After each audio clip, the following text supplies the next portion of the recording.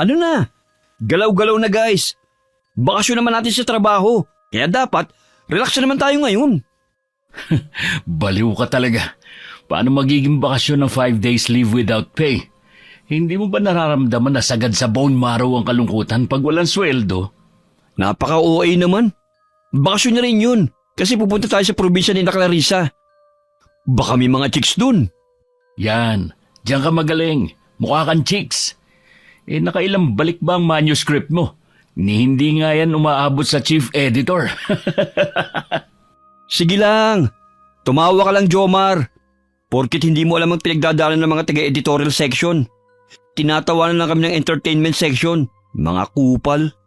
Uy, nagkakasiyahan yata kayong dalawa dito ah. Nakapagpaalam na ba kayo kay boss? Si Ray pa. Hindi ko nga alam kung bakit nakuha to bilang writer eh. Napakatamad naman ito. Foul na yan ha. Inaaway mo ako? Sino ba naman ang ayaw sa pagkain at pera? Kung mayaman lang ako, nakahilata lang ako maghapon magdamag at hindi maghabol sa mga paimportanteng tao. Tinatawanan mo na naman si Ray, Mr. Horror Writer ha? Yan nga ang masakit eh. Horror writer ako pero hindi ako makakita ng kahit anong nakakatakot sa buhay ko. Ako, nakakita na ako. Tumahimik ka nga. Puro kakalukuhan eh. Naaalibadbaran ako sa'yo. Napakabasura talaga ng bibig mo. Baka kaya hindi ka makakita ng aswang dahil sa daladala mong pamana sa'yo ng nanay mo. Gagi, hindi yun pamana. Sabi ni Mama, palagi daw akong lapitin ng mga kung ano-ano. Kaya pinapabaunan niya ako ng Carmen at bote ng ihi ng kambing daw ang laman. Ihi ng kambing? Sa panghiba naman yan eh. Sinong aswang ang gugustuhin pa lumapit sa'yo?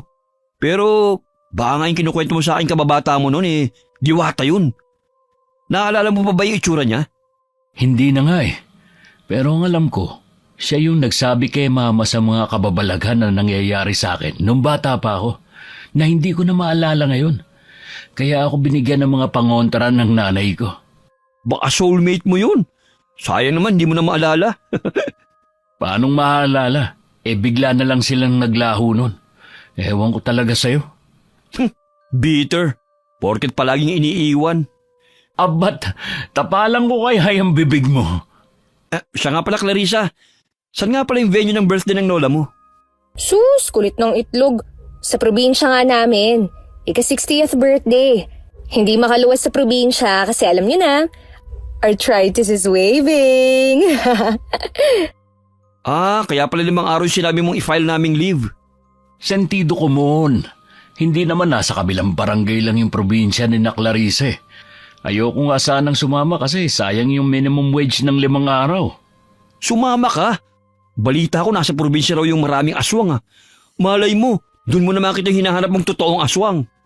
Nako, ilang lugar na yung napuntahan ko kasi may sabi-sabi raw na may nagpaparamdam. May mga aswang sighting pero wala naman pala. Hayaan mo na. Baka hindi naman talaga totoo ang mga aswang-aswang na yan eh. Tsaka, tigilan mo na yung paghahanap mo. Baka di ka na makabalik ng buhay. Grabing seryoso naman yan, Clar. Parang addiction lang din naman yan eh. Ang hirap iwasan lalo na kapag nakasanayan mo na. Ako kasi ilang taon na ako nasa entertainment section. Kaya naghahanap ako ng motivation sa mga sinusulat ko. Pakiramdam ko kasi kapag wala akong pinaguhugutan, sabaw ang kalalabasan ng output ko. Chill, kalma. Naka-aircon nga sa opisina, pero ang init ng ulo nyo. Ang mabuti pa, mag-early out tayo para makapaghanda na tayo bukas. Nang gabi rin yun napagpasya ni na Jomar at Ray na matulog na lamang sa isang bahay. Hindi man aminin ni Jomar, pero silang tatlo talaga ang mabubuting magkaibigan. Kahit madalas silang nagbabangayan ni Clarissa dahil hindi magkatugma ang mga ideolohiya nila. Pero kinabukasan, pagdating nila sa baryo ng kaibigang babae sa probinsya, ay nakaramdam siya ng kakaibang sigla dahil sa nararamdaman niya sa lugar. Masyadong tahimik at puro taniman ng mga palay. Wala ring maayos na semento ang mga kalsada at punong-puno ng mga puno ng kawayan ang paligid. Mas lalong kumabog ang dibdib ni Jomar nang makita niya ang bahay ni na Clarissa. Malaki at sinauna ang disenyo. Papagang sahig at malinis ang paligid. Ang sira at lumang tarangkaan ang nagbigay ng kakaibang disenyo sa lugar. Kasama ng malalaking puno ng akasya na nakapalibot dito. Akala ko ba mainit sa probinsya? Pero bakit sobrang lamig naman dito? Sus, sinisi mo pa ang kalikasan. Hindi ka lang kasi sanay makalanghap ng preskong hangin. Puro ka kasi polusyon. Tama si Jomar, Ray. Pero sa kapal ng libag mo, nakakaramdam ka pa pala ng lamig. Ba't sumasobra ka na? Ang dami nyo namang puno ng akasya rito, Clar. Oo, panahon pa ng hapon ng mga puno ng akasya na yan. Tinanim pa ng mga ninuno namin. Pero hindi nyo naisipang gawing pera, no? Ang mahal na ng bilihan ngayon ng lumber, ah. Ayaw pa naming multuhin kami ng mga ninuno namin, no? Multo nyo lang? May paniniwala nga na ang mga ganyang kalaking puno tirahan ng mga aswang. Kaya kapag pinutol mo raw yan, magagalit yung mga nakatira dyan. Kalokohan. Kung pagpuputol lang pala ng puno ang solusyon para makakita ako ng aswang, magpapaalam na ako sa iyo, Clarissa, na bibiliin ko yung pinakamalaking puno ng akasya. Utot mo. Lolo mo na yung mga puno. Yung edad mo ngayon hindi na nga magwa 1/4 sa edad ng mga puno namin . Pwede ba paawat na kayo sa puno ng akasya? Huwag yun ang pag-usapan, please. Baka marinig pa kayo ng mga nakatira dyan . Naririnig naman kita, Ugok. Malamang katabi kita . Hay nako, Ray. Naririnig ka ni Clarissa kasi siya raw yung nakatira sa puno ng akasya. Maganda ka naman. Pero sigurado akong hindi ka mangangalahati sa ganda ng mga diwatang nakatira dyan. Sino ka para ikumpara ko sa mga pipitsuging diwata na yan? Wala akong alam tungkol sa puno ng akasya na sinasabi mong pugad ng mga mahihinang elemento na yon. Kung ikaw yung nakatira dyan, ibig sabihin nun, aswang ka? At ano kami? Ba't mo kami dinala dito? Para gawing alay? Clarissa, kumalma ka muna. Hindi naman siguro seryoso yung sinasabi ni Ray. Ikaw kasi, yung bunganga mo talaga kahit kailan. Boo! Ututo ko talaga kahit kailan, Ray. Hindi ka na mabiro. Ang ibig ko sabihin, naririnig kita. Kasi dito ako nakatira. Sa bahay na yan. At pagmamayari namin ng mga akasyang nakikita mo. Ano? Napakawalang hiya mo talaga, Clarissa. Hindi ko talaga alam kung kailan ka seryoso at kung kailan ka nagbibiro . Sinong nakatira sa akasya at sinong aswang? Nya! Aswang! Aswang! Ikaw ang lalaki ka? Aray ko, ba't namamato ka? May aswang nga, tumakbo na tayo. Sabi ko naman sa inyo na maraming mga elemento nakatira dyan sa puno ng akasya . Huy, ate ko yan. Ate naman kasi, ba't ba nakasuot ka na ng facial mask? At kasalanan ko pa ngayon? Para sabihin ko sa'yo, 6:00 na ng gabi at dapat nagpapahinga na tayo. Papansin talaga. Pinayagan kang pumunta sa syudad ng ilang taon.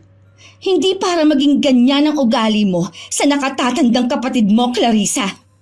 Sorry po, Ate Selena. Wow! Tama ba yung narinig ko, Jomar? Ang mapagmataas na si Clarissa, humihingi ng tawad? Tumahimik ka kung ayaw mong paputukin ko yung labi mo. Kahit kailan talaga napakamanhid mo, Ray. Ako nga po pala si Jomar, Miss Selena. Ito naman ang kaibigan kong matabil ang dila, si Ray. Mga katrabaho po kami ni Clarissa. O sige, tuloy kayo. Mukhang nakalimutan kasi ni Clarissa na bawal na ang palakad-lakad sa labas paglampas ng 6:00 ng gabi. Uy, akala ko kung ano na yung nasa gilid ng pinto. Ito ang puon na pinaniniwala ang nagbibigay ng kakaibang swerte sa nagmamay-ari nito. Pasensya ka na kung nagulat ka. Wow! Ang daming estatwa ng mga anghel? Mga anghel ba yan? Oo, mga anghel yan. Koleksyon ng tiyahin namin sa abroad na matagal lang namayapa. Pero bakit nakatakpi yung palad sa mukha nila? Shy angel pa yung tawag dyan? Ay, naku Ray. Sinabi ko na sa yung masayang manood ng mga documentaries eh. Ang tawag sa mga statwa na yan ay Weeping Angel. Weeping Angel? Umiiyak ng mga anghel? Bakit naman nakabalandra sila na parang mga gwardiya sa pasilyo? Inilagay namin sila sa may pasilyo kasi dapat nasa labas sila. Kaso, sa init ng panahon, bumibitak kaya naisipan na lang naming ipasok. Pero, nasa may bandang pinto pa rin. Jomar ang pangalan mo, di ba? Hindi ko akalain na alam mong tungkol sa Weeping Angel. Ay, hindi naman gaano, miss. Napukaw lang kasi niya yung atensyon ko nung nanonood ako ng palabas na Blink. Naalala ko lang na nakalaban ni Doctor Who yung ganyang mga statwa. Ang alam ko ang Weeping Angel, ginawa para maalala mga kahihiyang nagawa ng mga Time Lords na naging anghel kalaunan. Kaya naghihiganti pa rin sila hanggang nagawa ang statwa na yan. Iyon ba yung mga anghel na kapag lumingon ka at hindi ka nakatingin sa kanila, gumagalaw? Yung pumapatay ng tao? Ibig sabihin, hindi na natin pwedeng tanggalin yung tingin natin sa kanila? Baka mami nasa likod na pala natin sila, tapos saksakin tayo. Tumahimik ka na nga. Kung ano-ano talaga yung lumalabas sa bunganga mo eh. Pasensya ka na, Miss Selena. Pagod lang siguro si Ray. Ewan ko ba dito sa isang kaibigan mo, Clarissa? Kung mamamatay tao ang mga estatwa namin dito, matagal na dapat akong patay, hindi ba? Oo nga no, ba't di ko kaya naisip yun? Clarissa, gusto mo ba talagang balanse ang buhay mo, no? Ha? Ano, te? Oo. May kaibigan kang matalino. Meron namang bobo. Tapos ikaw, lutang. Ha? Pangiin mo yung sinabi mong matandang dalaga ka, ha? Ituro mo na lang sa kanila yung kwarto nila. Tapos, tawagin mo na lang si Manang Conching para sa hapunan nyo. At huwag mong kakalimutan mamaya. Dating gawi. Dapat umattend ka at ilang taon ka na rin lumiliban. Opo, ate.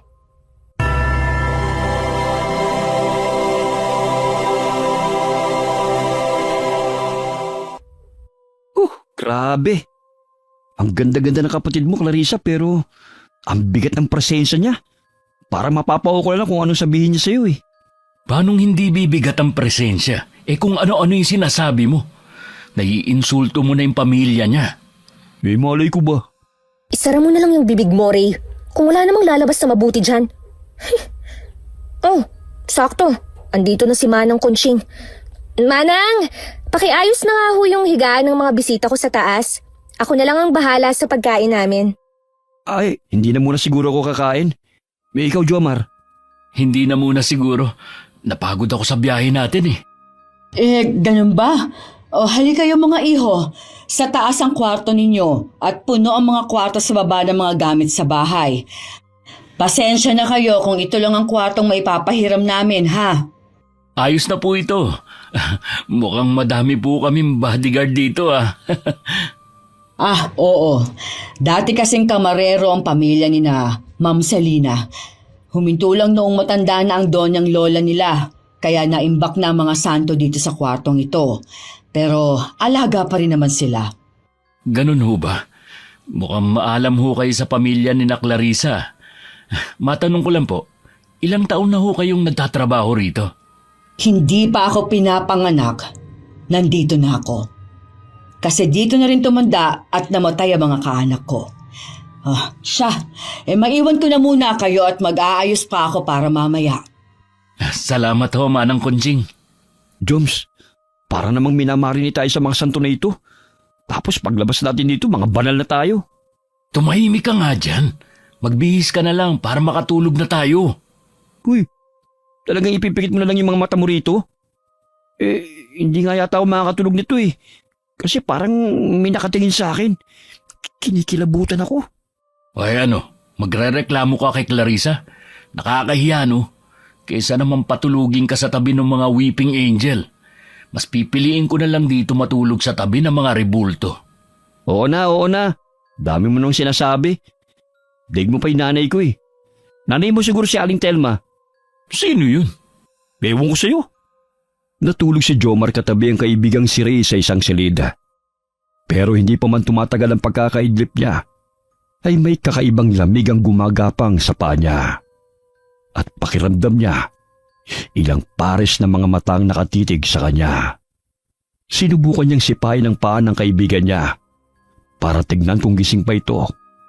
Pero malakas na hik lamang ang narinig niya. Wala nang nagawa si Jomar kundi ang balutin ang buong katawan niya ng kumot. Pero maya-maya pa ay naramdaman niyang hindi siya makahinga. Sa inis niya ay binalibag niya ang kumot palis sa katawan at biglang bumangon. Pero halos layasan na sa ng kaluluwa niya sa gulat nang maninag niya ang isang figurang tahimik na nakatayo sa may pintuan ng silid.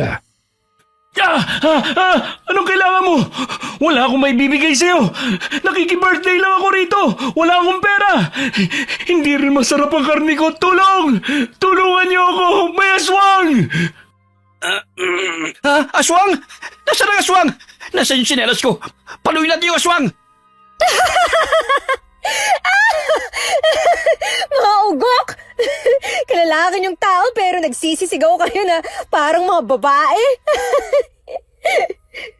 Clarissa, anong ginagawa mo rito sa kwarto namin sa gitna ng gabi? Diyos ko, muntik na akong atakihin sa puso sa ginawa mo. Ang epic ng mga mukha niyo, promise. Sayang, hindi ko dala yung cellphone ko. Wala tuloy yung remembrance. Tsaka, anong gagawin mo sa tsinelas na yan, ha? Papaluin mo sa puwet yung aswang, Ray? Anong kaguluhan ang nangyayari dito, Clarissa? Sa layo ng mga kapitbahay natin, aabot pa sa kanila yung sigawan nyo? Pasensya na ho kayo, Miss Selena ha. Pero hindi yata aswang ang mapapalo ko ngayon eh. Halika nga ritong bruha ka. Dapat pinapalo ka sa puwet sa kakulitan mo eh. Oh! Ate! Sasaktan ako ni Ray, oh! Loko ka, ah. Jomar! Tulungan mo nga ako! Huwag kang tumuha nga lang dyan! Pasensya ka na, Miss Selena. Napasigaw ako kasi nagulat ako kay Clarissa. Natahimik lang nakamasid sa amin habang nakatayo sa may pintuan ng kwarto. Kaya ayoko rin umuwi si Clarissa. Parang mabilis akong tumatanda kapag kasama ko siya. Napakaisip bata kahit kailan. Clarissa, itigil niyo na yan. Ilang minuto na lang at kailangan na natin pumunta sa kwarto ng dasalan. Opo, ate. Halina kayo, mga kupal. Pumasok lang talaga ako sa kwarto nyo para gisingin kayo at sasamba tayo. Sasamba? Saan? May iba pa palang dapat gawin bago yung birthday ng lola nyo? Di ibig sabihin nito, mapupuyat pa rin tayo? Ay, kala ko pa naman makakapagpahinga tayo ngayon nasa probinsya na tayo. Halika na. Patay ako kay ate kapag nahuli tayo. Aray, antay ka ko. Ba't ka ba namimingot? Mas mabuti nang ikaw ang mapingot ko kesa ako ang mapingot ni ate. Teka, hindi mo pa ako sinasagot. Araw-araw ba tayong sasamba hanggang sa kaarawan ng lola mo? Hindi lang hanggang sa kaarawan ni Lola. Araw-araw talaga kaming sumasamba. Kaya nga tumakas ako papuntang Maynila eh. Ay, nandito na tayo. Huwag kayong maingay ha. Baka mapagalitan din kayo ni ate. Manang Conching, pakisindihan nga ho ang mga kandila. Shh! Clarissa, Opo, ate. pakitanggal na ho ang takip ng puon, Manang Conching. Diyos ko po, ano yan? Shh! Tahimik! Tahimik na napasinghap si Jomar nang makita niyang sinasabing poon ng nakatatandang kapatid ng kaibigan nila. Katulad dito sa mga ribulto na nakita nila sa pasilyo sa salas ng bahay. Pero ang kaibahan lamang ay wala itong pakpak na parang sa anghel. Nakapangmadre ang suit ito. Nakayuko. Nakangisi at matatalas ang paningin na binibigay sa kanila. Wala itong pintura.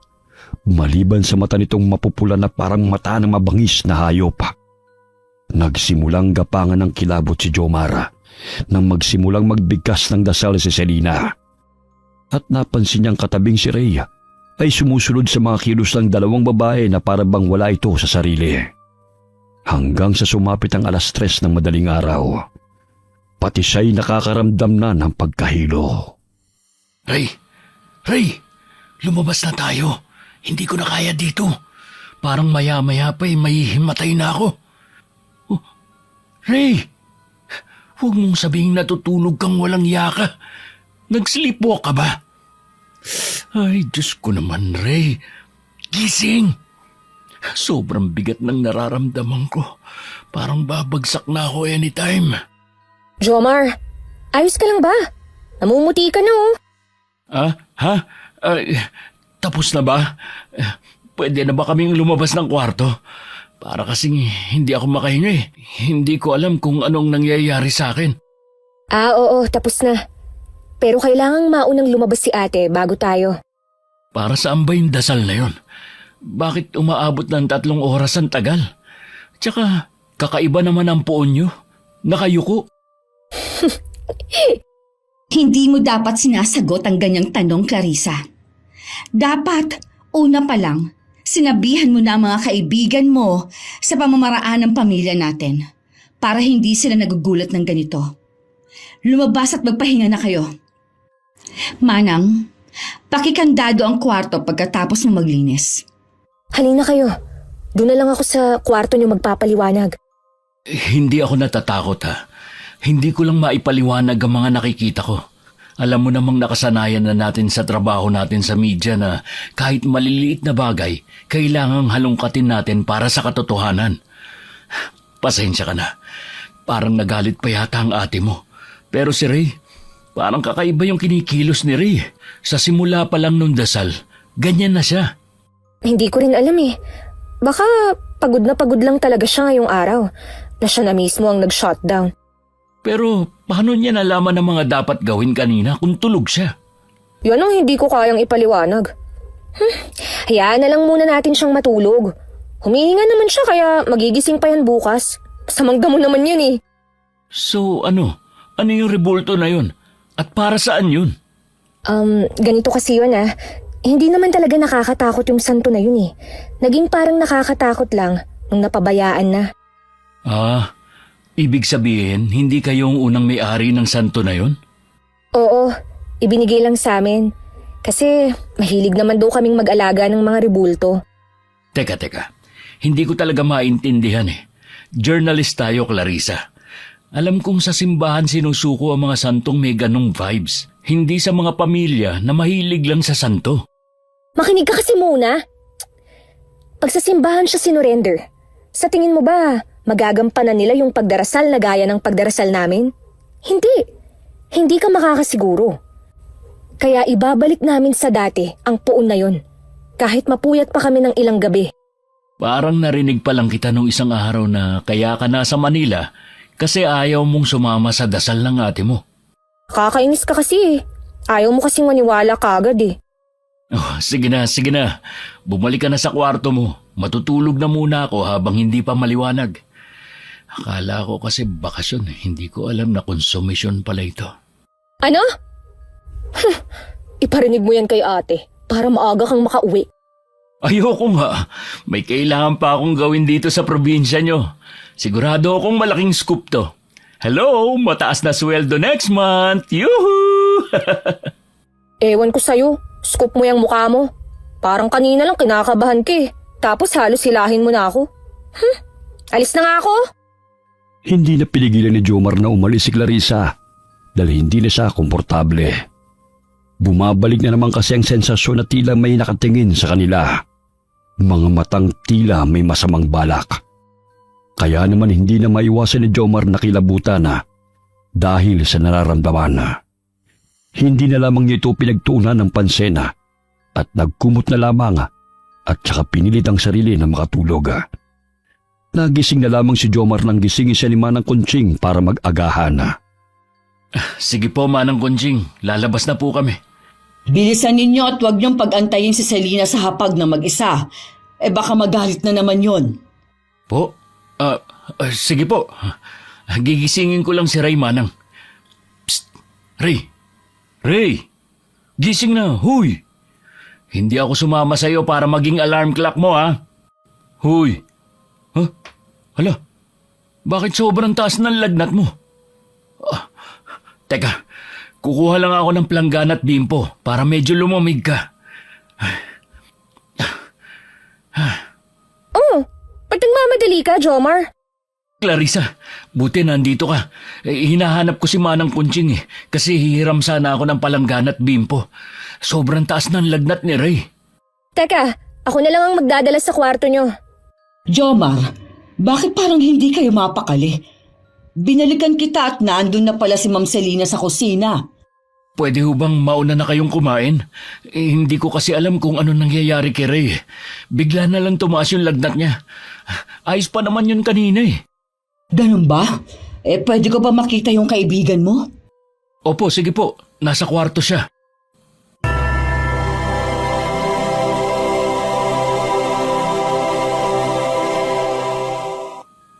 Anong ibig niyong sabihin, Manang? Yung katulad sa mga paniniwala sa probinsya na mag-ingat kung ayaw makagalaw ng hindi katulad natin? Totoo pala yun? Oo. Bakit? Hindi ka ba naniniwala doon? Pasensya na ho. Pinanganak at lumaki ako sa Manila, kaya medyo hindi ako naniniwala sa mga pamahiin sa probinsya. Maniwala ka sa akin, Jomar. Hindi gagaling ang kaibigan mo sa simpleng gamot lang. Anong gagawin ko, Manang? Paano gagaling si Ray? Ang gawin mo, umuwi na kayo habang maaga pa. Bumalik na kayo sa kung saan kayo galing. Umuwi na kayo, Jomar, habang buhay pa ang kaibigan mo. Ano? Hindi naman ho yata pwedeng mangyari yun. Susubukan ko muna yung ibang paraan, Manang. Kung gaya ng sabi nyo, na nakagalaw si Ray ng kung anong nilalang, hindi ba dapat dito rin mahanap yung gamot niya? Manang! Jomar! Anong pinag-uusapan nyo? Hinahanap ka na po ni Ate Selena, Manang. Nanghihingi na yata ng pagkain. Hindi ako nagkulang sa pagpapaalala sa'yo, Jomar. Hindi mo ako masisisi kapag may kakaiba pang nangyari sa inyong dalawa. Mauna na ako sa inyo. Sasabihan ko na lang si Selena na hindi kayo makakasabay. Anong pinag-usapan nyo ni Manang, Jomar? Wala yun. Kinausap niya lang ako tungkol sa nangyayari kay Ray. Dapat daw umuwi na kami at isugod ko sa ospital si Ray para matignan kung ano nangyayari sa kanya. Si Manang talaga. Umaatake na naman yung katandaan niya. Jomar? Clarissa? Ano nangyari? Bakit parang kakatayo na ako sa tingin nyo?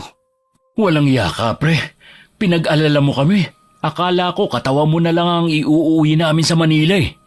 Ha? Natutulog lang naman ako Sobrang himbinga ng tulog ko eh. Hindi ko na namalayang nakalabas na pala tayo sa kwarto na yun. Anong natutulog? Sobrang init mo, hoy. Akala ko kinukumbulsyon kang walang yaka. Kung nagkataon, baka ako makatay ng nanay mo. Katay? Wala naman sigurong kakatay sa inyo. Uto-uto. Nagbibiro lang kami sa katay kat. Aray, ang sakit ng katawan ko. Hoy, pare. Huwag mo nga kaming pinagloloko. Hindi. Masakit talaga yung katawan ko. Parang akong binugbog. Ubus na ubus yung lakas ko Parang hinigop yung lakas mo. Sabi ko na sa'yo nilalagnat ka nga kanina. Bigla ka na lang hinimatay nung nasa kwarto tayo ng dasalan. Kwarto? Dasalan? Sakit ng ulo ko. Ray!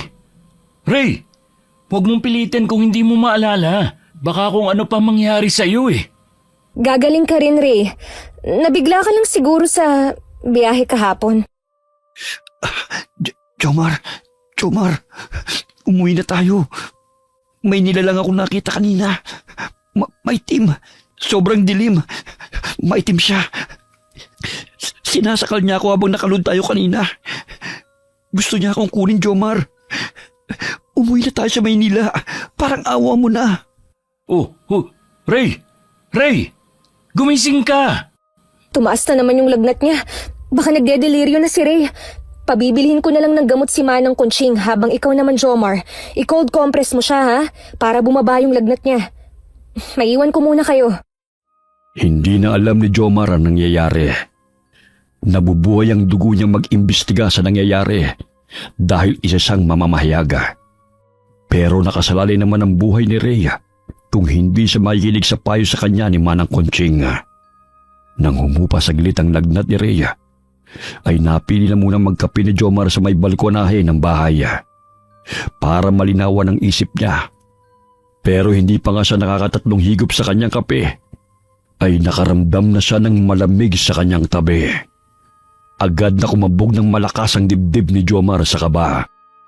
At nang unti-unti niyang nilingon ang katabi, ay bumungad sa kanya ang isang malaporselanang balat na nakakapit din sa barandilya ng balkonahe. Anong kailangan mo? Hindi ako masarap. Wala akong kwenta kaya wala kang mapapala sa akin. Si Ray na lang yung kunin mo. Paano mo nalaman na kukunin kita? Lumapit pa lang naman ako sa'yo Basta, lasang kape ako kaya hindi mo ako makakain. Kape na yung dugo ko eh. Jomar, ayos ka lang ba? Sa ganda kong to, ha? Magagawa ko bang makapanakit ng ibang tao? Ikaw pala yan, Miss Selena. Akala ko kung ano na eh. Pasensya ka na. Madami lang akong iniisip. Halata nga. Humihigop ka pa sa tasa mo.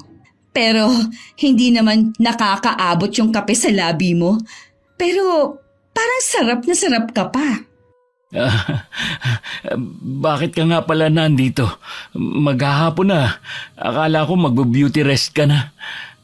Kanina pa talaga kita hinahanap. May gusto kasi sana akong itanong sa'yo. Ha? Ano naman yun? Parang kinakabahan naman ako dyan. Kakakape mo yan, Jomar. Hindi nga. Itatanong ko lang sana kung single ka. Single? Ano naman po yan tanong nyo, Miss Selena? Single na single po ako. Fresh from birth. Never been touched but kissed. Mapagbiro nga talaga kayo magkaibigan. Nagtataka lang kasi ako ngayon. Kayong dalawa lang kasi ni Ray yung hindi nagpapahiwatig sa akin. Kahit magdadalawang araw na kayong nandito sa bahay. Nanood na yata ang trabaho hanggang sa buto ko. Kaya hindi ko na maisip yung pagnanobya. Kung ako na lang kaya, ayaw mo ba sa magandang nobya? Ang pait. Maglalagay muna ako ng asukal ha. Oh, Jomar! Ba't para kang ini-LBM dyan? Ay, ano ba yung ate mo, Clarissa? Napaka-random naman. Ha? Si Ate Selena? Bakit? Anong nangyari? Baka maging mag-inlo tayo ha. Sabihan mo yung ate mo na huwag akong masyadong akitin. Baka mamaya hindi ko na siya pakawalan. Walang iya ka. Parang kailan lang. Parang takot na takot ka pa kay ate. Tapos ngayon, bumabanat-banat ka na dyan, ha? Hindi, puwera biro. Babalikan ko na muna si Ray at baka kung ano na nangyayari sa kanya. Sus, ewan ko sa'yo. Kakain na tayo maya-maya. Kaya kung kaya nang bumangon ni Ray, isama mo na lang siya sa kusina. O sige, nandito na rin naman ako sa tapat ng kwarto namin. Mauna na ako sa iyo, Clarissa.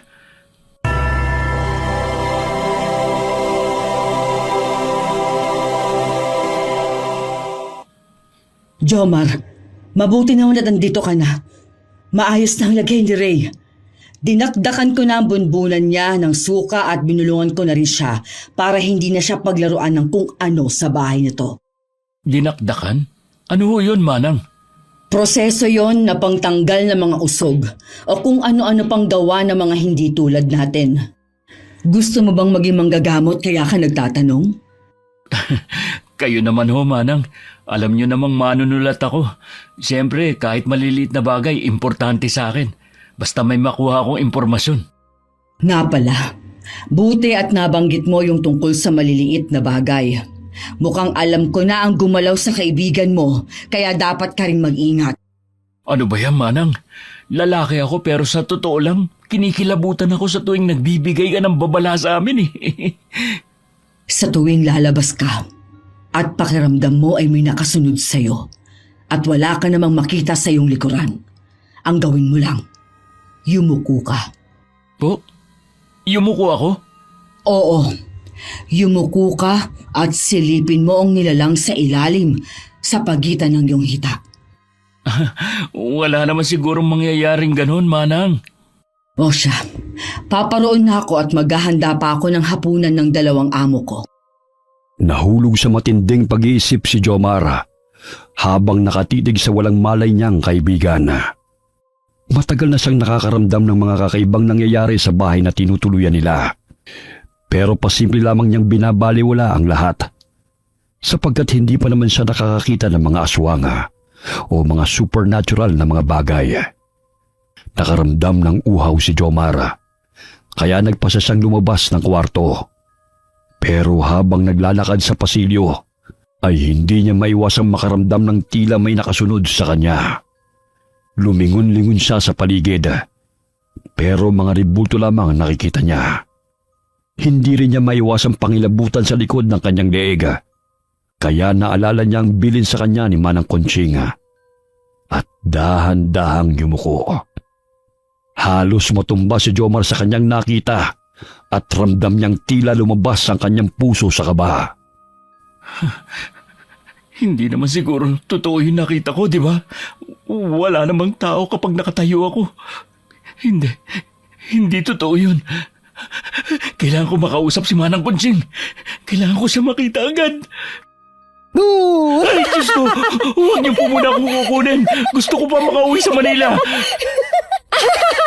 Anong nangyayari sa'yo? Parang nakakita ng hindi maganda. Ano ba, Clarissa? Palagi ka nalang sumusulpot ng pabigla-bigla. Mamamatay ako sa sakit ng puso dahil sa'yo eh. Ano ba kasing nangyari sa'yo? Nakakatawa yung reaksyon mo eh. Parang takot na takot ka.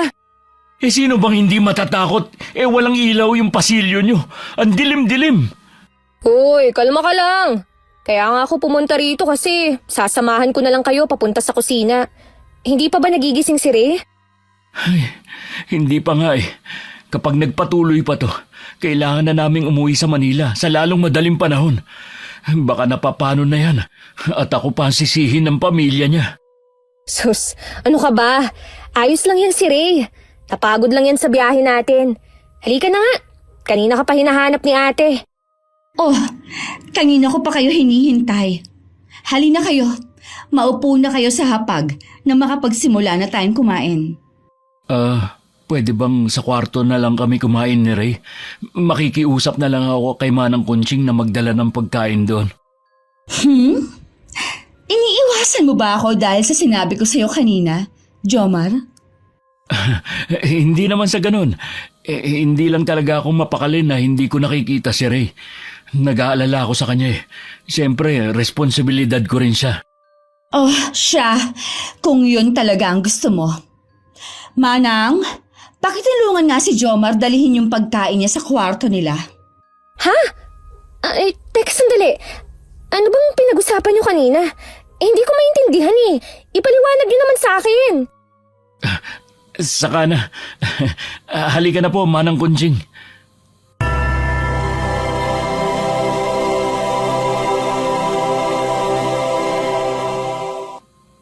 Bakit nagmamadali ka makalabas sa hapagkainan, Jomar? Manang, may sasabihin ako sa inyo. Hindi ko akalain na totoo yung sinabi mo sa akin kanina. Ang alin? Marami na akong sinabi sa'yo, Jomar. Yung tungkol sa pagyuko at pagsilip sa pagitan ng hita ang ibig kong sabihin.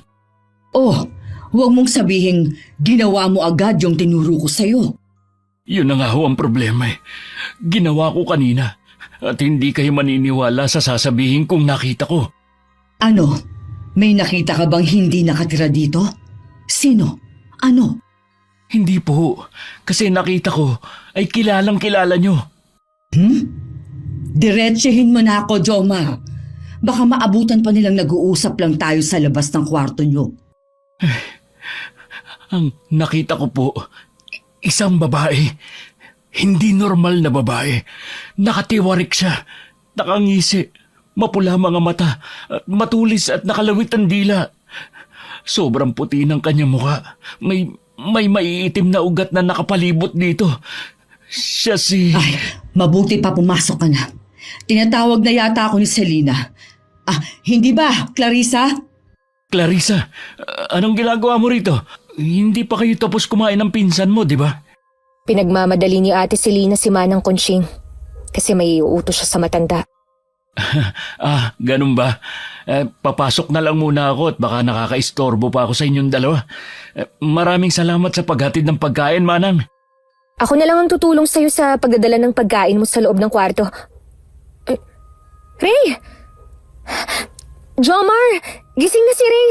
Sinasabi ko na nga, Abi. Pagod lang yan si Ray. Ray, ayos ka lang ba? May masakit ba sa'yo? Masakit ba yung ulo mo?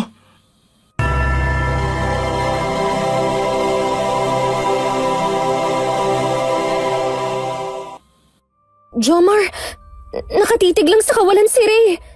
Mas mabuti nang nagising si Ray ngayon. Uuwi na lang siguro kami bukas sa Manila, Clarissa. Baka hindi na kami makadalo sa kaarawan ng lola mo. Ano? Hindi pwede yan. Ang ibig ko sabihin, baka kailangan niyo munang magdasal ngayong gabi? Magdasal? Hindi ba pwedeng umabsent na muna kami? Alam mo namang hindi mabuti ang kalagayan ni Ray, di ba? Hindi pwede. Ang ibig ko sabihin, baka dapat mas mapalapit pa kayo sa Diyos? Pag-iisipan ko. Makikisuyo na lang ako kay Manang Conching na puntahan ako kapag oras na ng pagsamba. Hindi na alam ni Jomar kung saan pa siya kumukuha ng tapang na harapin ang lahat ng pagsubok na ito. Lalo na ang pagdalo sa oras ng pagsamba, kung saan nagsimulang magbago si Rhea. Pilit din niyang inaalalang dasal na binabanggit ng dalawa nung nakaraang gabi. Pero tila nagka-amnesia na siya at wala siyang maalala ng mga oras na yon. Dahil sa malakas na pakiramdama, kumuha si Jomar ng bulak sa dala niyang mga gamit at nilagay ito sa kanyang bulsa. Dilat na dilat siyang naghintay hanggang sumabit ang 12:00 ng gabi at kumatok na sa pinto si Manang Conching. Habang naglalakad sila at pareho nilang inaalalayan si Rhea, ay may kakaibang pakiramdam na naman siyang nararamdaman. Malamig at nakakakilabot, katulad sa naramdaman kanina. Nga pala, Manang Conching, hindi ko natuloy yung sasabihin ko kanina kasi naging abala na rin ako kay Ray. Marami pang daraan na araw para sa sumbong mo, Jomar. Sa ngayon, ito ang tatandaan mo. Sa oras na pumasok kayo sa kwarto ng dasalan, malaki ang tsansa na hindi na kayo makalabas ng buhay. Kung ganun po, mas mabuti ang desisyon kong lumuwas ng Maynila kasama si Ray. Hindi. Huli na ang lahat, Jomar. Nagsisimula na sila. Hindi mo na maibabalik sa dati si Ray. Anong ibig niyo sabihin? Na kahit anong paraang medikal ang gawin ko, ganito na talaga si Ray? Oo, pero may isang paraan ang pwede mong gawin. Ano ho yun? Yon ay alamin ang sikreto na itinatago ng pamilyang ito. Alamin mong lahat dahil isa dito ang susi para makabalik sa dati niyang katauhan si Ray. Mukhang mahirap po ang pinagagawa niyo. Baka abutin pa kami ng kaarawan ng lola ni Clarissa. Nandito na tayo. Hindi na ako papasok, kaya ikaw nang bahala kay Ray, Jomar. Opo, maraming salamat sa tulong niyo magising siya, Manang. Siya nga pala. May sasabihin ako bago ka pumasok. Ano po yun, Manang? Mag-iingat ka sa loob. Huwag kang magpapadala sa dasal nila. Gumawa ka ng paraan. Opo. Sandali lang, Ray. Sumandal ka muna sa pader at may lalagay ako sa tenga mo. Maglalagay din ako ng bulak. Jomar, ano pang ginagawa niyo sa labas? Halina kayo. Kanina pa naghihintay si ate sa inyong dalawa. Nangawit kasi yung kamay ko kakakarga kay Ray eh. Tara na, pasandali na lang muna natin siya. Mabuti naman at nandito na kayo. Palagi na lang kayong nahuhuli sa mga usapan nating oras, ha? Pasensya ka na, Miss Selena. Binihisan ko pa kasi si Ray eh. Baka nangangamoy na. Nangangamoy? Anong ibig mong sabihin? Matagal nang patay si Ray? Ay, hindi. Pasensya ka na kung ganun ang pagkakaintindi ninyo. Ang ibig ko sabihin binihisan ko siya para mapreskuhan. Alam nyo na. Mabuti naman kung ganon. Huwag na nating patagalin to. Magdasal na tayo. Nagmamadali si Jomar na may pasak ng maigi ang bulak sa kanyang tenga nang magsimula na magdasal si Selena at Clarissa. At nang nasa kalagitnaan na sila ng pagsamba, ay nakita na lamang niyang nakakakilabot na poon na may nakakatakot na ngisi at namumula ang mga mata. Akala ni Jomar na mamalikmata lamang siya dahil sa antok. Pero pigil na pigil niya ang pagsinghap nang makita niyang biglang parang acrobat si Selena. Nabali ang katawan nito at tila inaasin ang uod sa harapan. Maya-maya pati ang buhok nito ay mas lalong humaba at ang mukha ng babae naging katulad na sa nilalang na nakita niya sa pagitan ng kanyang hita. Kahit nanginginig sa takot, ay pinilit na lamang ni Jomar na umakto na tila wala siyang nakikitang kakaiba at nagpanggap na tulala gaya ni Ray. Ayos na ang lahat, ate. Mukhang wala nang malay ang dalawang to. Nakadilat na lang at nakatingin sa'yo. Mabuti naman. Halika, dalihin mo silang dalawa dito sa altar. Ngayon mo na ba talaga sila? Huwag kang maingay, Clarissa. Nasaan ang pananabik natin yan kung ibubunyag mo agad ang lahat ngayon, diba? Pero tayong dalawa lang naman ang nandito, ate, di ba? Kaya ayos lang na pag-usapan natin to ngayon. Napakamanhid mo talaga. Hindi ko alam kung anong pumasok sa kokote ni Lola sa paggawa niya ng desisyon na yon. Napakawalang kwenta mo talaga kahit kailan.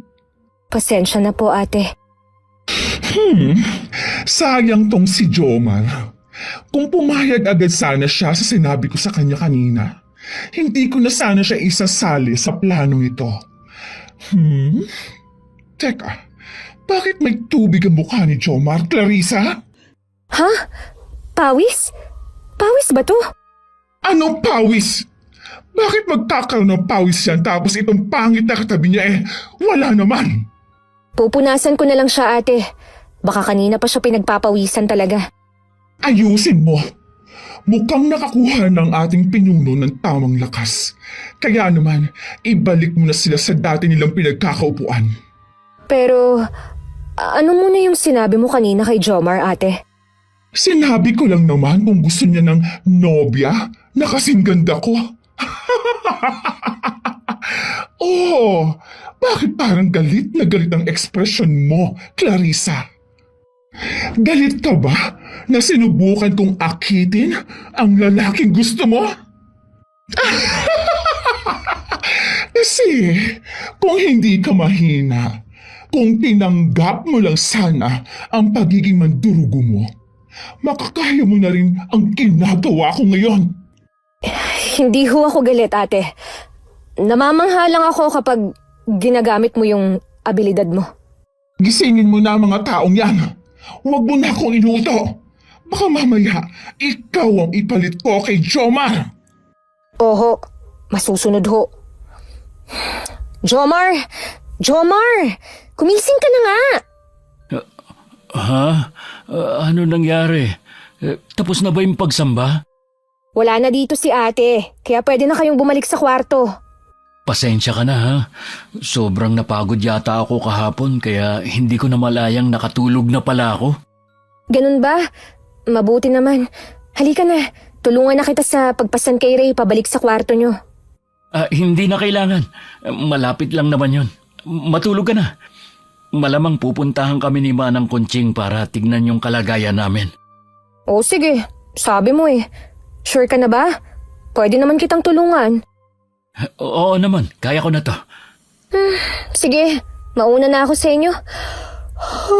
Inaantok na rin ako eh. Ray, halika na. Hindi ka naman siguro magpapabuhat ngayon, no? Naglalakad ka na nga kanina eh. Ha? Ba't ka tumigil? Halika na. Bumalik na tayo sa kwarto natin. Ray, ano ba? Ano ba tinititigan mo dyan sa pinto? Nakatingin siya sa pinto ni Ma'am Selina. Manang, mabuti na lang at nandito ka na. Pwede niyo ba akong tulungan dito kay Ray? Bigla na lang siyang tumigil sa paglalakad eh. Tapos nakatulala sa pinto na yan. Kinikilabutan na ako. Baka mamaya maging rebulto na rin ang kaibigan ko. Ulitin mo nga ang sinabi mo, Jomar. Ang alin, Manang? Yung biglang tumigil si Ray? Hindi. Yung dulo na sinabi mo kanina. Na magiging rebulto na si Ray? Diyos ko, huwag niyong sabihin. Pwedeng mangyari ang iniisip mo. May posibilidad na mga rebulto sa bahay na to ay dating mga tao. Kailangan mo na kaagad mahanap ang lunas ni Ray habang hindi pa huli ang lahat. Pero bisperas na bukas ng kaarawan ng lola ni Clarissa. Tama. Kunin mo ang pagkakataon na yon na hanapin ang lunas kasi madaming tao bukas. Walang makakapansin sa'yo kung kikilos ka ng kakaiba. May plano na kasi kung dalhin si Ray sa manggagamot bukas. Tapos dediretso na kami ng uwi. Hindi ko alam ang plano mo, Jomar. Pero kung ang gusto mo ay siguradong paggaling ni Ray, ipapayo kong manatili muna kayo rito. Titignan ko na lang bukas, Manang. Hindi na kasi maganda ang kutob ko sa mangyayari bukas. Dati binabaliwala ko lang yung kutob ko. Ngayon, parang kailangan ko ng paniwalaan ng mga kakaibang nangyayaring ito. Ako ang mas paniwalaan mo. Matagal na akong nagsisilbi sa pamilya na to. Kaya kilala ko na sila. Kung ganun, alam niyo na rin ang sikreto ng pamilya nila. Sabihin mo na lang sa akin, Manang. Ang sabi ko, matagal ko na silang kilala. Hindi ko sinabing pati ang sikreto nila ay alam ko na. Hindi lahat ng tungkol sa bahay na to ay alam ko na. Mabuti na lamang at may bulak sa tenga si Jomar. Hindi niya gaanong narinig ang paligid. Sapat lamang na ang pumasok na tunog sa kanyang tenga ay ang mga salitang nasa malapit lamang. Kaya hindi siya tinabla ng kung anong itim na dasal na ginawa ni Selina na alam mismo ni Clarissa. Nahulog siya sa malalim na pag-iisip at ang postura ng babae kanina ay bumalik sa isip ng lalaki na labis na ikinatakot ni Jomar. Dito niya napagdesisyonan na bukas din ay aalis na sila. Pero ibang naging plano ng tadhana. Ngayong hapon, ang bisperas ng kaarawan ng lola nila Clarissa at Selina.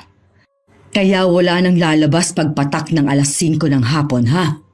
Manang Kunching, kakain na lang ako para hindi ako magmukhang bastos alang-alang na rin kay Clarissa. Pero pagkatapos, aalis na kami ni Ray. Hindi na ako magtatagal sa lugar na ito. At wala na akong balak pang alamin ang sikreto ng pamilya ni Clarissa. Hindi naman sa pinipigilan kita. Pero buo na ba talaga ang desisyon mo? Delikado nang lumabas pagpatak ng 5:00. Hindi naman po yata kami kasali dyan kasi aalis na kami. Ikaw ang bahala. Nagkamalay na ba si Ray? Hindi pa po. Kaya baka sa probinsya ko na po muna kami pansamantala at maghahanap ako ng manggagamot doon. Ang saya-saya ko. Kaarawan na ni Lola. Nandito pa ang mga kaibigan ko. Tutulungan niyo akong maghanda, ha? Maghanda saan? Siyempre, saan pa? Eh di sa birthday ni Lola. May sasabihin nga pala ko, Clarissa. Ha? Mamaya na yan. Hindi naman siguro importante yan, diba? Kailangan ko na rin magpalit ng damit eh. Kasi 4:30 na. Maghanda na rin kayo ni Rhea. Kita-kits na lang sa kusina. Manang, wala ho ba talagang ibang bisita kundi kami lang ni Ray? Napakabait ko talaga no? Kasi payag pa rin ako sa gusto ni Clarissa kahit alam kong ibang nilalang ang ate niya. Baka ako pa nga maging handa nila Pero ako pa tong nakukonsensyang umalis. Pambihira naman talagang buhay to. Wala nang ibang bisita. Kaya sigurado akong magagalit si Clarissa kung magpapaalam kang aalis ka na ngayon. Hindi naman ngayon na agad, Manang. Kakain muna kami tapos aalis na. Oh, siya. Wala naman akong magagawa kasi nasa labas naman na yung mga bagahe niyo ni Ray. Pasensya na po. Gusto niyo hubang sumamang tumakas, Manang? Nakakakonsensya naman po kung iiwan namin kayo rito. Salamat. Pero dito na yata ako mamamatay. Kinakabahan man na. Mahigpit ang hawak ni Jomar sa kamay ni Rhea para mahila niya kaagad ito kung sakaling magkatotoo ang masamang kutob niya. Habang tahimik silang kumakain sa mesa. Maraming handa kahit 4 lamang silang nagsasalo-salo. May mga kakaibang putahe na noon lamang niya nakita. Ngunit hindi na siya nag-usisa pa at baka luto lamang ito sa probinsya ni Clarissa. Napansin niyang wala ng lamang tubig ang pitsela kaya nagboluntaryo siyang kumuha ng maiinom sa kusina. Pagpasok pa lamang niya roon ay nakaramdam na siya ng tila malamig na hangin at kurot sa kanyang tiyana dahil sa biglaang matinding kaba. Nakita niya ang isang malaking itim na kaldero at hindi niya alam kung anong pumasok sa isip niya nang buksan niya ito. Malakas na napasinghap si Jomar at halos masuka siya sa nakita. Pero pilit niyang pinakalma ang sarili para hindi siya mahalata at matiwasay silang makalis sa demonyong lugar na yon ni Rhea. Ray, bakit nakangiti ka dyan? Nakakausap ka na ba? Bigla na lang umiti ang kaibigan mo nang lagyan ko ng karne yung plato niya. Ngumiti? Hindi naman ngingiti si Ray dahil sa binigay mo sa kanya eh. Kasi hindi siya mahilig sa karne. Ganun ba? Pero nakita ko namang sinubo at nilunok niya yung karneng binigay ko Ha? Nilunok? Ayos ka lang ba, Jomar? Masama ba ang pakiramdam mo? Pwede ba akong pumunta sa banyo? Isasama ko si Ray at sisipilyuhan ko. Baka kasi magalit siya sa akin at pinakain ko ng karne. Vegetarian pala si Ray? Pero, noong unang araw, kahit ano naman yung kinakain niya. People change. Banyo muna kami. Oo nga, Jomar. Bakit ka magbabanyo? Ray, nakakapagsalita ka na? Walang hiya ka? Pinag-alala mo ko? Ha? Ayos lang naman ako Anong ayos? Ngayon ka lang nagsalita ulit. Ewan ko sa'yo. Nababaliw ko na yata, Jomar eh. Hindi. Hindi mo ako naiintindihan. Ngayong magaling ka na, may kukwento ko sa'yo. Paanong bigla ka na lang nakapagsalita na parang walang nangyari sa'yo? Dahil yata sa karne na kinakain ko. Hindi naman nasusuka si Ray gaya ng sinasabi mo. Ayos lang ba, Selena? May pag-uusapan lang sana kami ni Ray. Jomar! Ano bang nangyayari sa'yo? Kanina ka pa aligaga. Sisirain mo ba yung kaarawan ng lola ko? Paano kung masisira? Wala naman dito yung may birthday, hindi ba? Ano ba kayo? Magtigil kayong dalawa! Nag-aaway kayo sa harap ng hapagkainan! Magdasal na tayo, Clarissa! At kayo namang dalawa, kung gusto ninyong magbanyo na kayo! Hindi na lumingon si Jomar at hinila na lamang ang kaibigang si Rhea. Kinakausap niya ito habang mabilis silang naglalakad. Pero hindi na naman ito sumasagot. Nang tignan ito ni Jomar, nakita niyang wala na namang buhay ang mata ng lalaki at nakatitig na naman sa kawalan. Hindi niya na alam kung anong gagawin. Parang inaalis na siya ng katinuan dahil sa nararamdamang takot. Gaya ng nakasanayan niya, mas inuna niyang makatakas sila kaysa mag-isip pa ng kung ano-ano. Pero bago sila lumabas, nilibot niya muna ang buong bahay para hanapin si Manang Kunching para isama itong tumakas. Pero ni anino nito ay hindi niya makita. At yun na yata ang pinakamaling desisyon na nagawa niya nang makita niyang nakahalukip-kip na si Selena na nakangisi at nakasandal sa pader ng pasilyo ng bahay. Selena, anong ginagawa mo rito? Ikaw ang dapat na tanungin kung ano ang ginagawa mo. Bakit hila-hila mo sa kung saan ang kaibigan mo? Hindi naman to ang daan papunta sa banyo. Hindi ba? Hindi ko kasi kabisado ang pasikot-sikot ng bahay na to eh. Banyo ba talaga ang hinahanap mo? O may iba ka pang planong puntahan? Ha? Wala naman. Nako. Hindi ko naman hahayaang mawala ang masarap na handa ni Lola. Handa? Uy, wala ah. Hindi ako nagsasyaron, Selena. Wala akong kinukuhang ulam. Hindi naman luto na ulam yung sinasabi ko. Clarissa, alam mo na ang gagawin. Clarissa, anong ibig sabihin nito? Bitiwan mo ako. Ba't ang lakas-lakas mo? Saan mo ako dadalhin? Alam ko na ang plano mong umalis, Jomar. Akala mo ba wala akong tenga at mata sa bahay na to? At napakadamot mo naman kung dadalhin mo rin ang walang kwenta mong kaibigan. Anong gagawin nyo? Anong ginawa nyo kay Manang Kunching? Jomar. Nag-aalala ka pa sa matandang nagbenta sa inyo ng kaibigan mo? Ay, ayos lang yan. Hindi mo naman na mararamdaman ang galit namin. Kasi, hindi ka naman naaabutan ng bukas. Ano?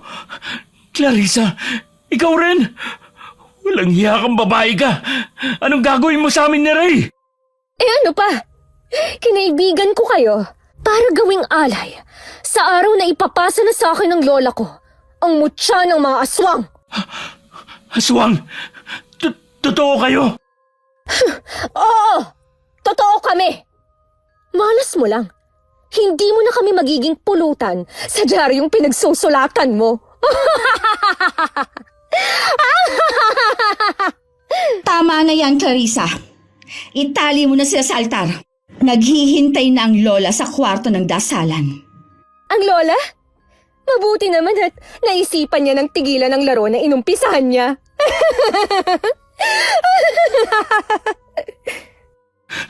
Sandali lang, Clarissa. Pag-usapan muna natin to. Bakit mo akong tinatali? Ray, gumising ka. Gising ka na kanina. Kawawang Jomar. Binigyan ka na nga ng babala ni Manang Kunching. Pero hindi ka pa rin naniwala. Sinasabi na rin sa'yo ng matandang yon ang paraan para gumaling ang kaibigan mo. Pero wala kang ginawa. Hindi naman siguro tama na tawagin na Manang ang lola natin, ate. Ano? Lola niyo si Manang Kunching? Hindi ka ba nagtataka na wala kaming pinapakilalang lola kahit nakaarawan niya? Hindi. Akala ko lang na nasa malayong lugar pa ang lola niyo, kaya wala pa siya rito. Anong ibig sabihin nito? Kawawa ka naman. Masyado ka ng in denial, Jomar. Yan ang problema mo. Hindi ka masyadong nagtitiwala sa sarili mo. Kaya ito ang nagtulak sa'yo sa ganitong sitwasyon. Bakit ako? Bakit kami pa ni Ray, Clarissa? Marami din naman tayong katrabaho ah. Kaya bakit kaming dalawa pa napili mong biktimahin? Nakakadiri kayong mga lalaki. Mabibilang na lang sa kamay ang matitino. Kapag nakakakita kayo ng magagandang babae, para kayong mga asong ulol na may malalaswang imahinasyon. Pero naiiba kayo sa lahat. Ha?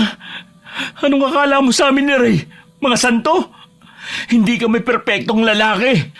May mga pangangailangan din kami. Kaya hindi ka nakakasiguro kung naiiba kami sa kanila. Kaya pakawalan mo na kami. Hindi mo pa rin yata alam ang kinalalagyan mo, Jomar. Kami ang pamilya ng mga aswang na kung tawagin ay mandurgo. May kakaiba kaming kakayahan na makakilatis ng aming biktima. Kaya wag mong kukwestiyonin ang pamimili ni Clarissa sa inyo. Pero papasahan pa lang siya ng mutya niyo, hindi ba? Ibig sabihin, normal na tao pa rin siya. Ba't mo ako sinampal? Minamaliit mo ba ang dugong mandurugo ko? Kahit wala pa sa akin ang lahat ng kakayahan ni na Ate Selena at Lola Conching, matalas pa rin ang pang-amoy ko. Hindi ko akalain na totoo nga mga aswang. Kaya pala hindi ako makakita ng mga kung ano-anong element. Kasi may kasama pala ako sa trabaho na nagtataboy ng kapwa niya aswang.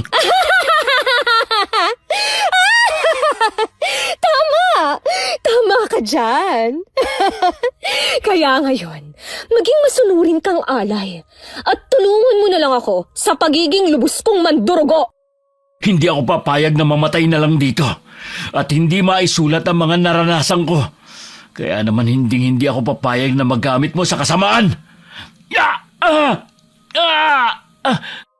Clarissa, anong ginagawa mo sa pagkain ko? Alam mo bang hindi na masarap ang karne kapag nalalamog? Lola! Mabuti naman at tumigil ka na sa pagpapanggap mong katulong.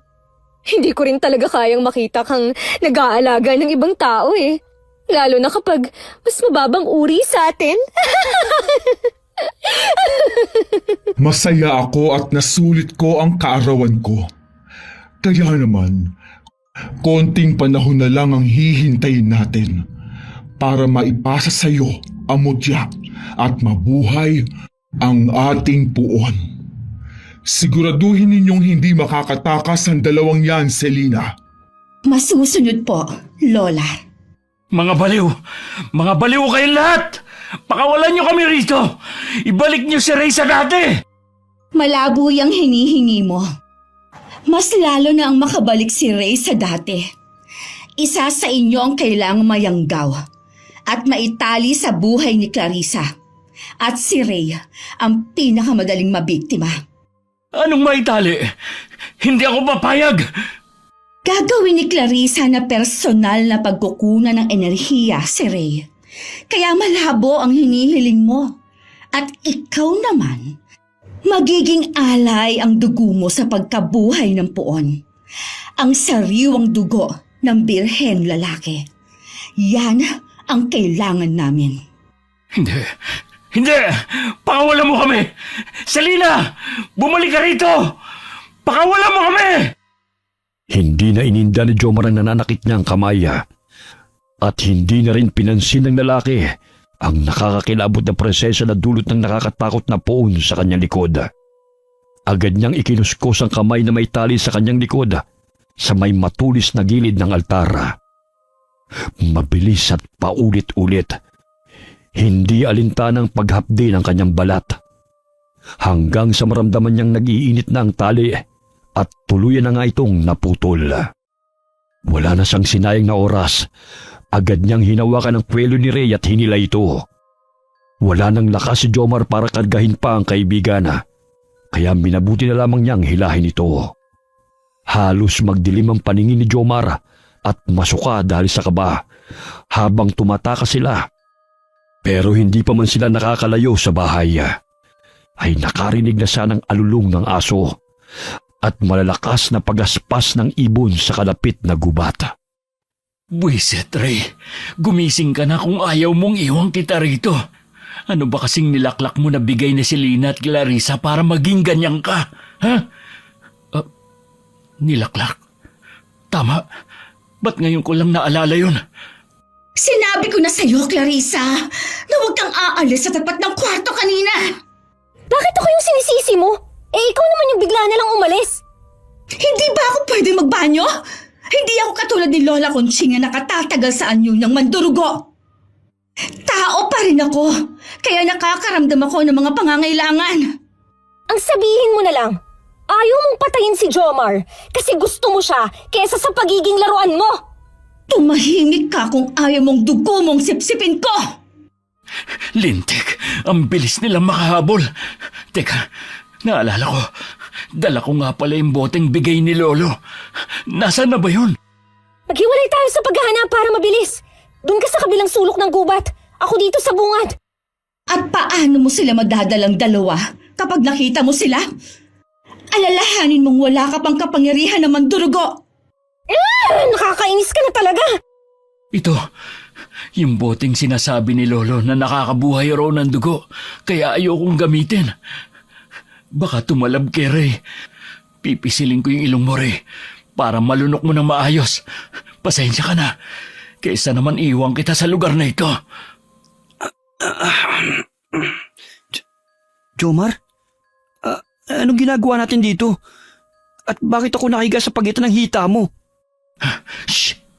Hayop ka. Huwag ka maingay. Kaya kita ginising para makatakas tayo, hindi para mamatay. Clarissa! Sa bandang yon! May narinig akong ingay! Huwag mo akong utusan ha! Hindi ako bingi! Tapos na ang paghahari-harian mo sa bahay kapag napasakin na yung mutya! Ang sarap mong ihambalos! Siguraduhin mong mahuhuli mo sila kung ayaw mong dugo mong ipainom ko sa puon natin! Ray, bilis! Kailangan na natin makalabas sa gubat na to at makahingi ng tulong. Teka, saglit lang. Walang lakas yung paa ko. Wala akong pakialam.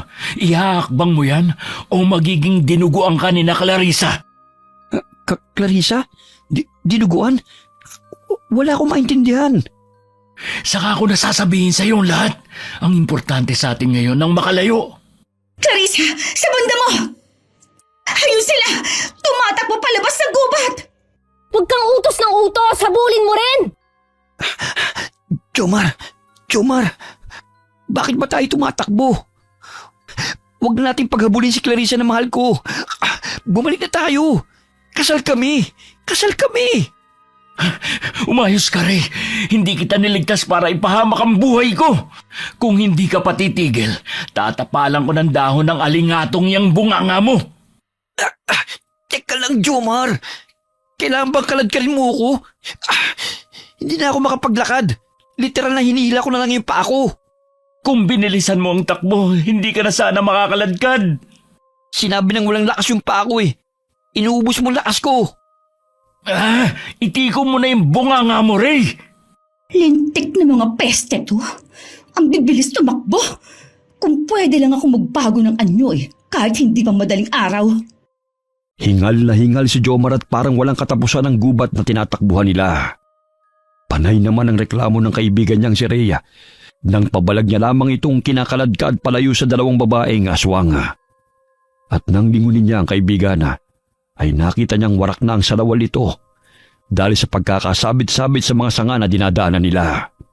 Kaya naman nakikita na ang panloob nitong bulaklakin. Pero wala na siyang oras para pagtawanan ng kaibigan dahil palakas na rin ang mga yabag na humahabol sa kanila. Kaya walang pinagpilian si Jomar kundi ang magpadausdos at lumusot sa isang siwang sa gitna ng isang nakatumbang malaking punong kahoy para magtago. Pero sa kamalas-malasan ay nakalawit pa ang paa ni Ray palabas at hindi niya mahila ang kaibigan papasok. Ray, itulak mo yung katawan mo papasok. Tulungan mo kung iligtas kang hayop ka. Ayoko magpaligtas sa'yo, Jomar. Pinaghihiwalay mo kami ng asawa ko. Ilang beses ko bang sasabihin sa'yo na hindi mo asawa si Clarissa? May malamig na kamay na nakahawak sa paa ko, Jomar. Bilis! Hilahin mo papasok yung katawan mo. Hindi ko kaya. Parang may bumabaw na matatalim na bagay sa paa ko. Tiisin mo kung ayaw mo makabalik sa mansyon. Ang kukunat niyong dalawa! Ano bang ginawa mo at bumalik na sa wisyo niyang lalaking ito? Pinainom ko siya ng ihi ng kambing. Ano? Anong ihi ng kambing? Insulto to sa kapangyarihan ng pamilya namin! Magbabayad kang hayop ka! Akala ko hindi lang ako nagsipilyo. Ang baboy naman ang ginawa mo sa akin, Jomar. Bitiwan mo ako! Hindi pwede. Nababaliw ka na ba? Sasayangin mo ba yung paghihirap kung itakas ka sa mga baliw na yun? Bitiwan mo na ako. Baka maputo yung isang pa ako. Ang kunat-kunat yung dalawa! Jomar! Bitiwan mo na ako! Kahit ano mangyari, takpan mo ang tenga mo, Ray. Huwag na huwag kang makikinig sa kanila. Kahit ngayon na lang hintayin mo ko. Alam kong tanga ka, pero kahit ngayon lang, sumunod ka sa akin, Ray. Naiintindihan mo ba? Oo na, punyeta! Mangiinsulto ka pa eh! Sobrang sakit ang paa ko! Bumitaw ka na! Clarissa! Kailangan natin bumalik sa bahay bago pa maghating gabi. Nakuha ko na si Ray. Pero ang dugo na para sa poon, ate. Kailangan pa natin ng isa pang alay. Nababaliw ka na ba? Hahayaan mong tumapak ang madaling araw na hindi natin naisasagawa yung ritual na muling pagkabuhay? Pagkabuhay? Anong ibig mo sabihin? Paano ako? Ipapasa sa akin yung mutya. Pwede ka naman sa susunod na taon. Ang hindi natin pwedeng palagpasin ay ang muling pagkabuhay ng ating poon. Hindi! Hindi ako papayag! Huwag nang matigas ang ulo mo. Kung ayaw mong gamitin tong lakas ko bilang mandurgo para kalagkarin ka pabalik ng bahay. Ang paa ko! Tulungan mo ako, mahal ko! Nagdudugo ang paa ko! Hindi mo ako kaano-ano, Ray. Tigilan mo ako sa ilusyon mo. Kakadiri ka. Mas pipiliin ko pa si Jomar na matali sa buhay ko kaysa sa pangit na katulad mo. Halika na! Wala na tayong oras para hanapin pa si Jomar. Ha? Hindi ba magkasama lang sila kanina? Hindi ko alam. Si Ray lang ang nakita ko dito. Baka nasa ilalim ng puno, nagtatago. Ano ba? Maglalaro ka lang ba o babalik na tayo sa bahay bago pa magising si Lola? Pumili ka! Kung hindi lang kita pinsan eh. Kinakahiyangan ng angkan natin ang pamilya mo eh. Sabi nang tumigil ka! Napatakip ng bibig si Jomar habang nakikinig sa pag-aaway ng magpinsan. Pigil hininga siya habang nakikinig sa mga papalayo nitong mga yabaga. Nang wala na siyang marinig ng mga kaluskos, agad na siyang gumapang palabas at naghanap ng paraan para muling mailigtas si Rhea sa kamay ng pamilyang aswang. Sakto naman at pagtingala niya ay may nakita siyang puno ng ligas at nagkaroon naman siya ng ideya kung paano talunin ng mga aswanga na walang ginagamit ng mga tradisyonal na pangontra sa aswanga. Matapos pitpitin ni Jomar ang bunga ng ligas, ay sakto naman sa hindi kalayuan ay may ligaw na puno ng dalandana na mukhang matanda na. Kaya binali niya ang matinik na sanga nito at saka pinaliguan ng katas ng ligas. Kahit kabadot kumikirot ang mga sugat sa katawan, maingat na muling bumalik si Jomar sa bahay ng mga aswanga para iligtas ang kanyang kaibigan. Anong nakatakas sa mga bihag? Paano nangyari yon? Hindi matutuwa ang puon natin kapag hindi natin siya nabuhay ngayon. Mga walang kwenta! Kaya kayo pinatapon ng kanya-kanya niyong pamilya sa pamamahay ko dahil wala kayong idinulot na mabuti. Pero, Lola, nahuli naman po namin yung isa. Anong magagawa ng isang alay? Kailangan ko ng dalawa! Dalawa! Marunong ba kayo magbilang? Mga bobo! 10 taon ang hinintay ko para sa araw na to. Alam niyo ba ang mangyayari kapag wala akong mapagsalinan? Mamamatay tayo at mamamatay ka, Clarissa, kapag wala kang pagkukunan ng dugo sa oras ng pagsasali ng mutya. Mga bobo! Lumayas kayo sa harapan ko! Hahanapin po namin ng isang alay, Lola. Bilisan nyo! 2 oras na lang at maghahating gabi na!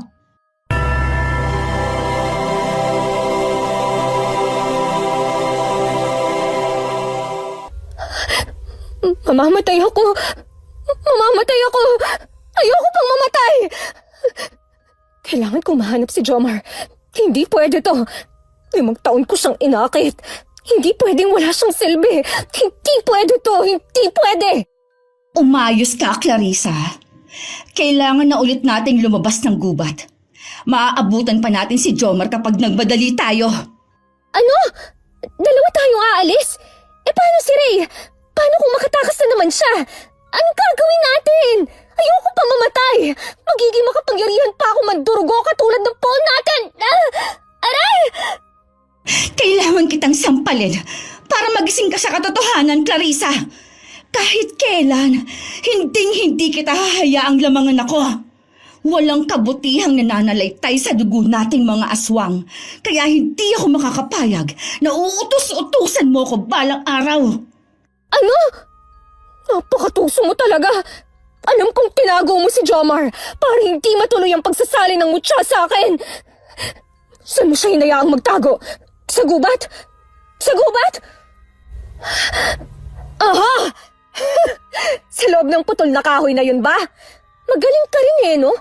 Pero tingnan lang natin kung hanggang saan ang galing mo. Clarissa! Maldita kang babae ka! Matapos ng ginawa ko sa'yo, bumalik ka dito, Clarissa! Lumabas ka na dyan. Wala na si Clarissa. Bakit mo ako tinutulungan, Selena? Hindi ba ang mas mahalaga ay mailigtas mo ang kaibigan mo? Bilisan mo na. Habang hindi pa pumupunta sa silid dasalan si Lola. Gusto mo bang tumakas kasama namin? Alam kong hindi mo gagawin na kumampi sa mga taong kagaya namin nang walang dahilan. Hindi ko kailangan ng tulong mo.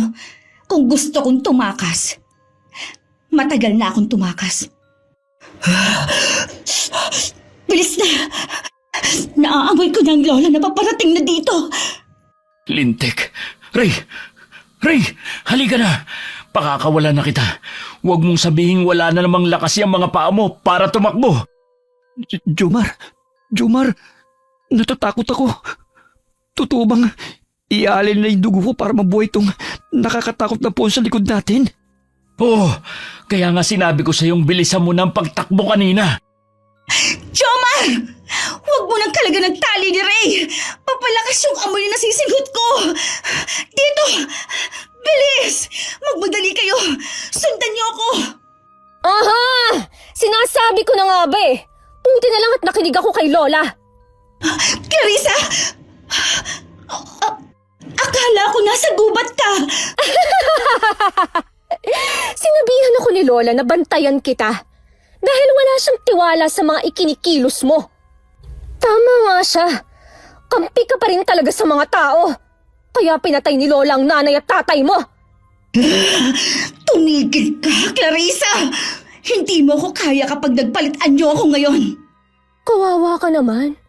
Gusto mo pang mamuhay na parang tao, hindi ba?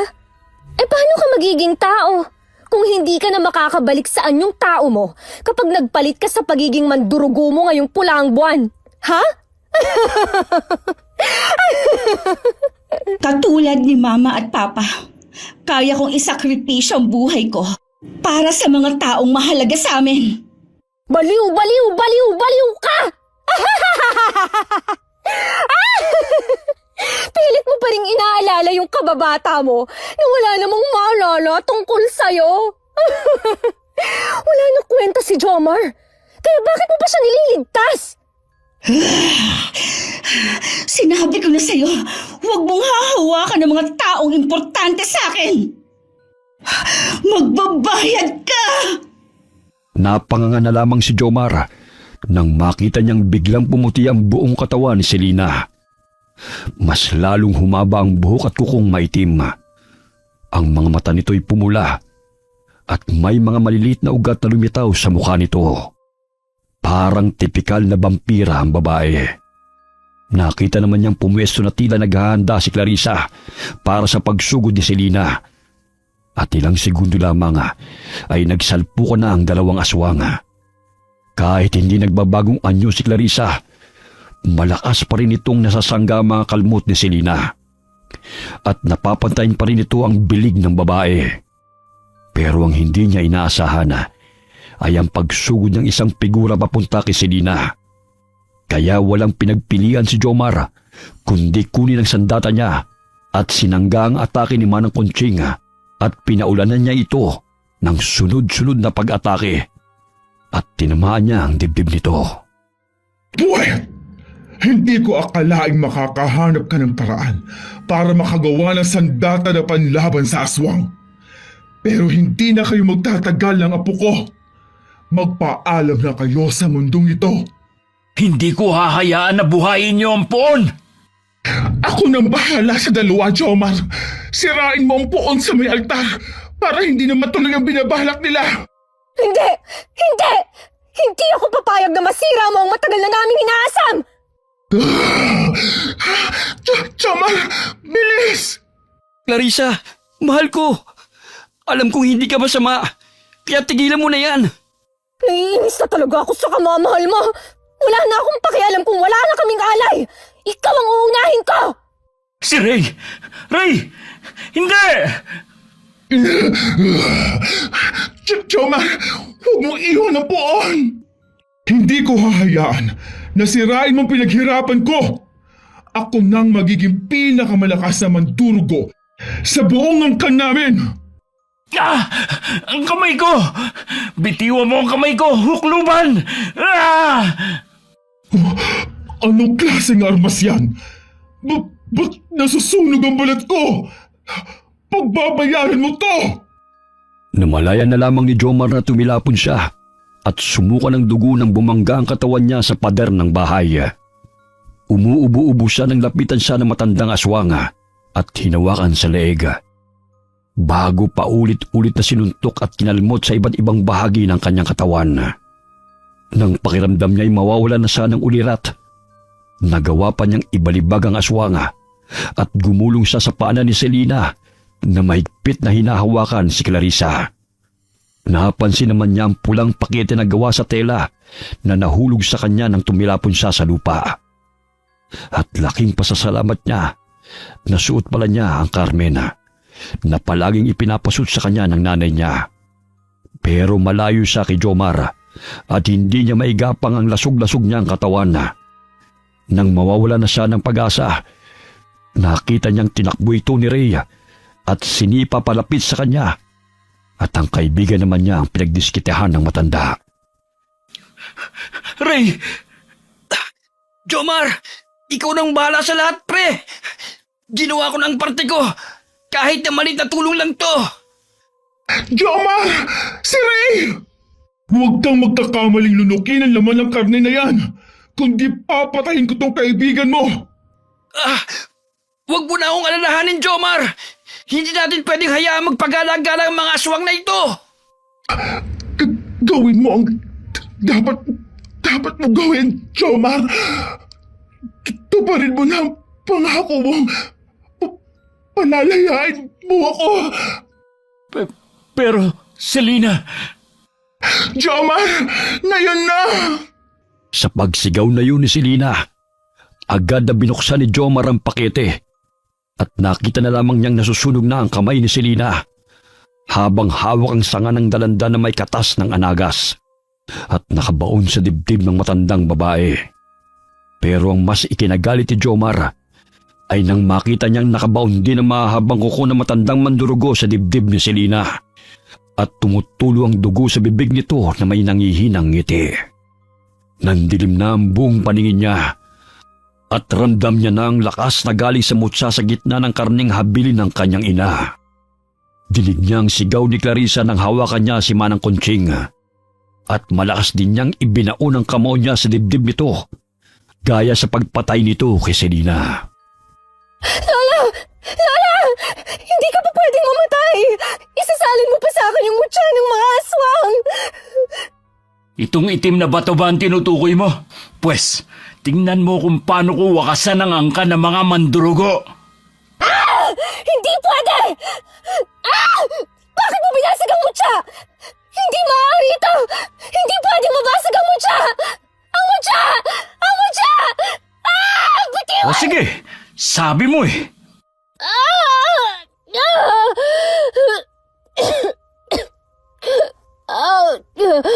Magbabayad ka sa ginawa mo! Dahil hindi ako mamamatay tao na katulad niyo, Clarissa. Hindi kita papatayin. Tutingan mo ang buhok ko! Huwag mo akong kalad ka rin! Papakawalan naman kita eh.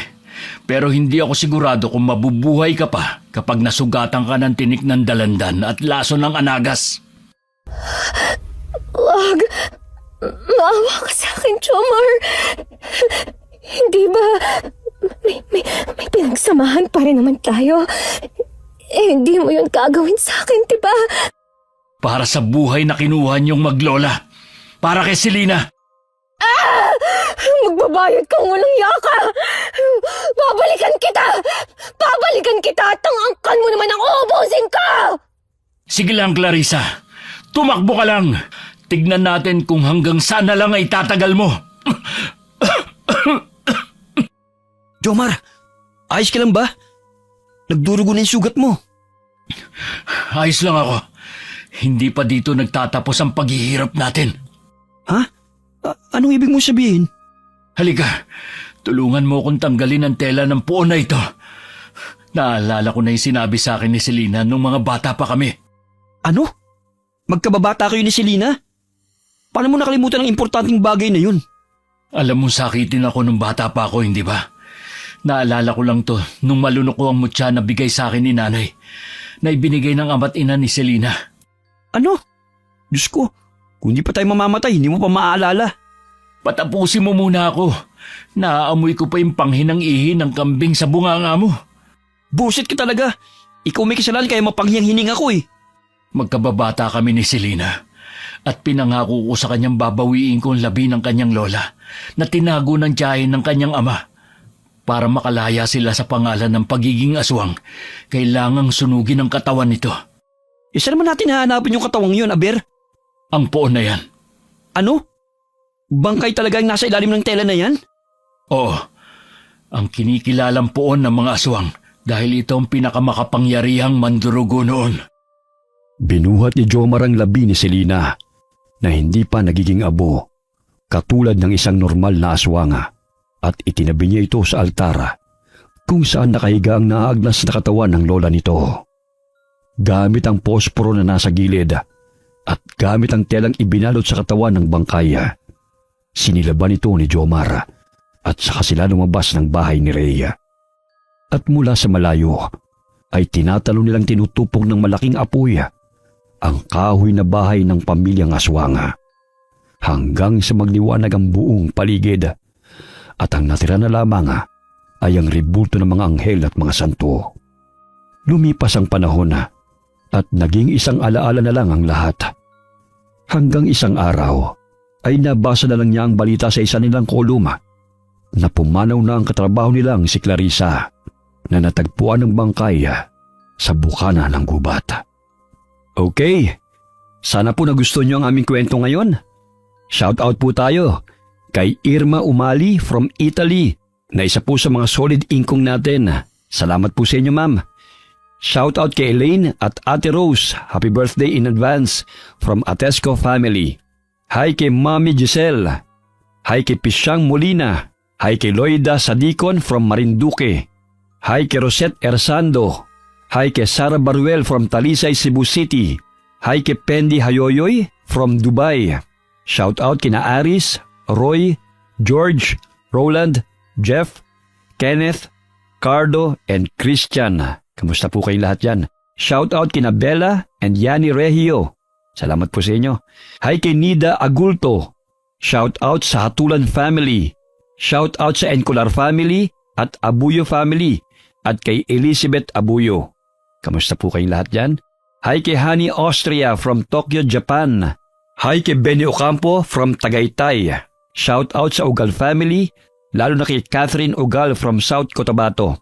Hi Positive Floor Dasig from Quezon City.